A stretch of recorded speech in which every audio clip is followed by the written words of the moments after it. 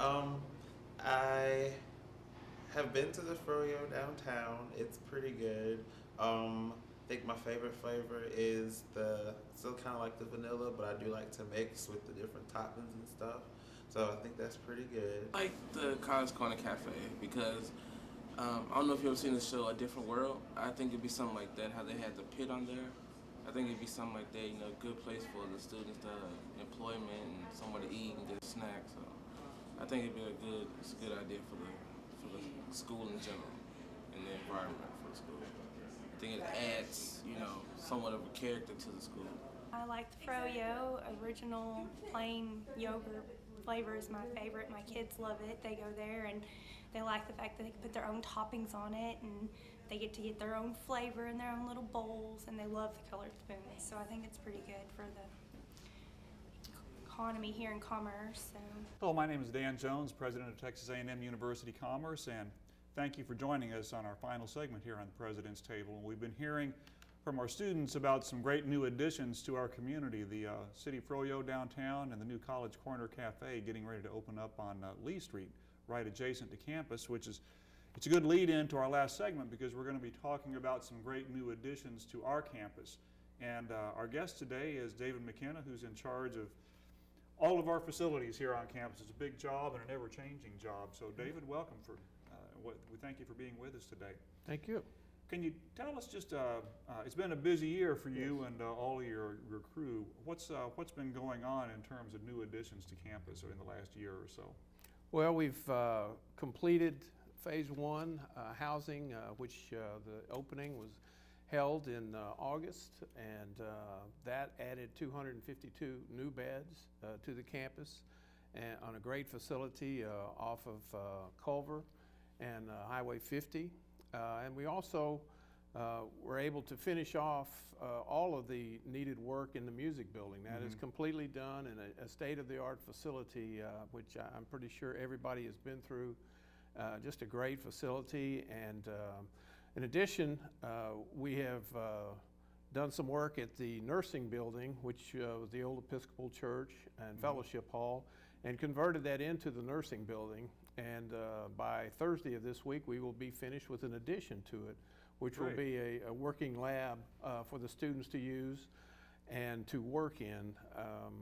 Beyond that, the cafeteria expansion meetings are going on. We have an architect, and we're developing the plans to expand that so that there's additional seating, which will help immediately with the growth of the university. And as we add in phase two housing, a 500-plus bed facility just down on West Neal and Culver.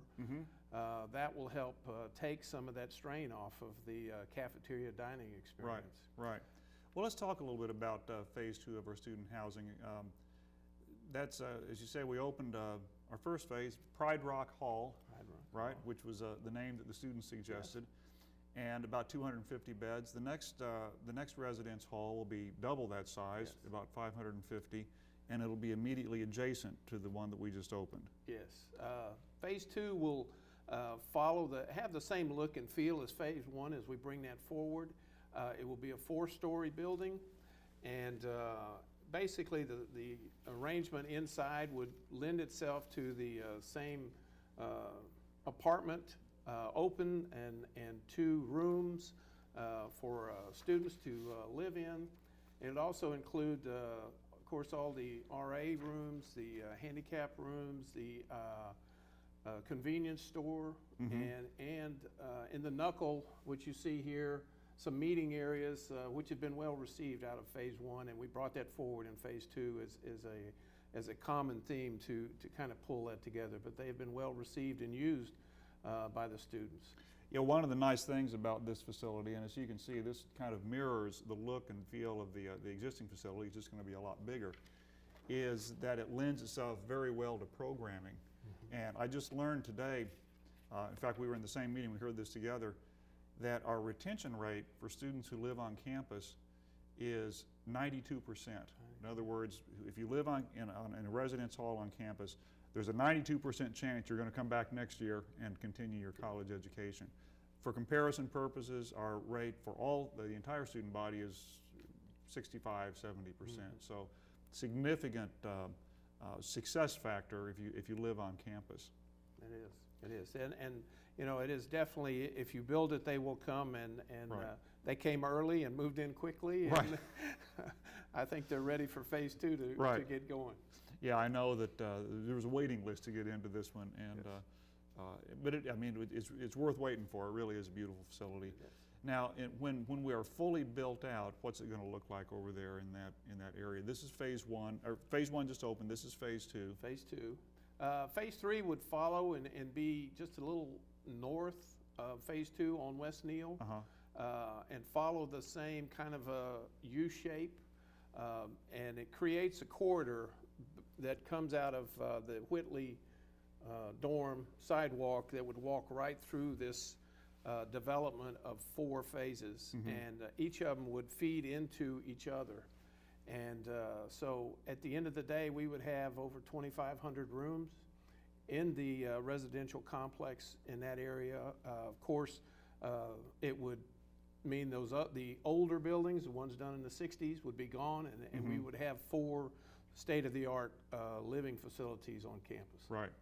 And as the people in residential living and learning remind me all the time, these are not dormitories. These are residence halls, complete with programming, with learning communities, communities of interest. And when fully built out, we'll have a kind of a traditional college quadrangle feel to it. It will, and there are, you know, as you look at each phase, there are different facets. As I said, in phase 2, there would be a convenience store. Phase 3, you know, you might be looking at other elements to add into it. So it's always evolving, Right. and we just have to see where we were in a couple of years and what would be needed at Right. that time. And what the students are interested in seeing. Exactly. In the time we have left, we have another development that's very exciting in that it represents a new asset for the community, although the university has played a pivotal role here. And that is the land along the highway, directly adjacent to Whitley Hall, kind of across the street from Walmart. And on a previous program, we talked about how the university has sold 7 acres of that to a developer.